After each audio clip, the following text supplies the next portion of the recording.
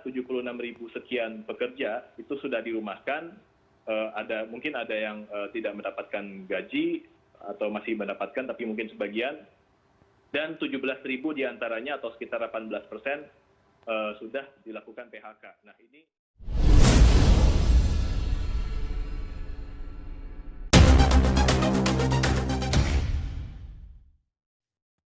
Halo, Assalamualaikum sobat. Ketemu lagi dengan saya. Masih stay at home ya. Pada soal ini saya ingin sedikit bicara tentang gelombang PHK yang terjadi di negara kita. Virus corona nggak hanya membuat banyak kematian, tapi juga ternyata mengakibatkan jutaan orang kehilangan pekerjaan. Bahkan data dari Kementerian Tenaga Kerja di akhir April lalu itu lebih dari 3 juta orang kehilangan pekerjaan. Mulai dari buruh, pegawai. Sejak virus ini merebak dan menjadi pandemi, gelombang PHK terus terjadi di negara kita. Bahkan yang mulai dikhawatirkan sudah mulai mengenal kepada pramudiaga dan mungkin saja sampai ke guru honor atau guru-guru swasta. Pengusaha berdalih, ya mereka mencoba karena tidak kuat untuk bertahan, sehingga tidak bisa membayar kewajiban mereka pada pegawainya.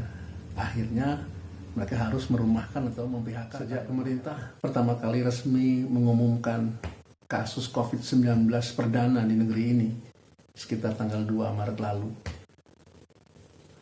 pandemi ini terus menggerogoti dan mengganggu keberlangsungan dunia usaha di negara kita, bahkan juga termasuk di negara-negara lain.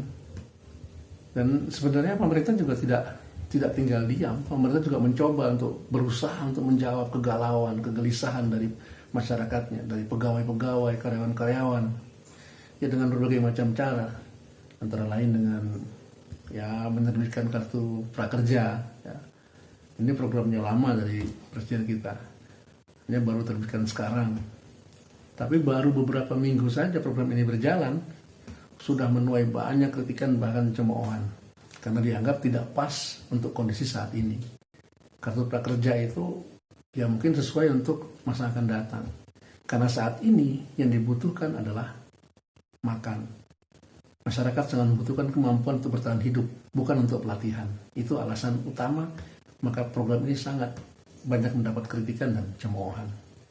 Tapi nggak hanya itu, selain program kartu prakerja, pemerintah juga berusaha mengajak dunia usaha, para pengusaha itu, untuk memberikan insentif bagi karyawan yang di PHK. Direncanakan sekitar 1-5 juta untuk 3 bulan. Tapi ini pun masih dalam proses, tapi sudah disampaikan oleh Menteri Keuangan. Lalu ada program penerbitan surat hutang. Ini khususnya kerjasama antara pengusaha UMKM menengah, kemudian bersama dengan pemerintah dan perbankan. Ini untuk membuat bagaimana supaya UMKM di negara kita ini, para pelakunya bisa survive, bisa terus bekerja, bisa terus mengusahakan dunia industri, dunia usaha di negara kita ini bisa berjalan.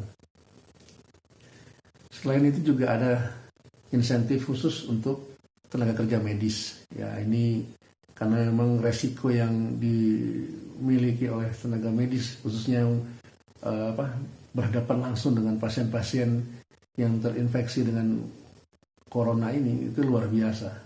Sampai sekarang udah berapa banyak tenaga medis, bahkan sampai dokter-dokter yang sudah meninggal dalam usahanya membantu membersihkan negara kita dari corona ini. Kemudian ada juga program dari pemerintah itu memastikan THR, ya, khususnya untuk pegawai, dari pegawai negeri, bahkan pegawai swasta. Paling tidak kalau dari beberapa yang saya baca, diusahakan maksimal 1 minggu sebelum hari keagamaan. Jadi mungkin seminggu sebelum hari raya, itu paling akhir THR itu sudah bisa dicairkan. Ya mudah-mudahan bisa banyak bawa berkah lah untuk semua.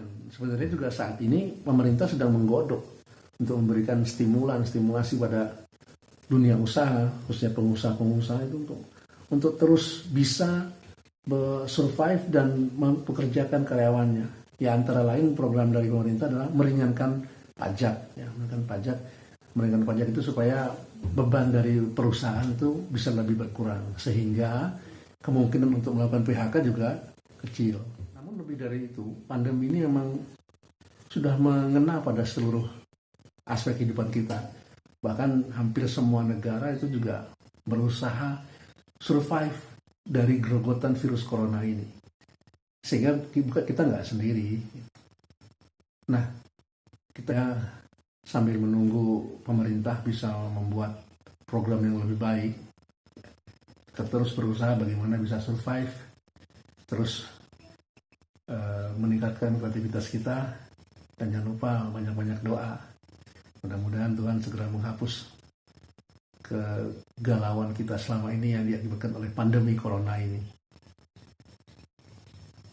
Assalamualaikum.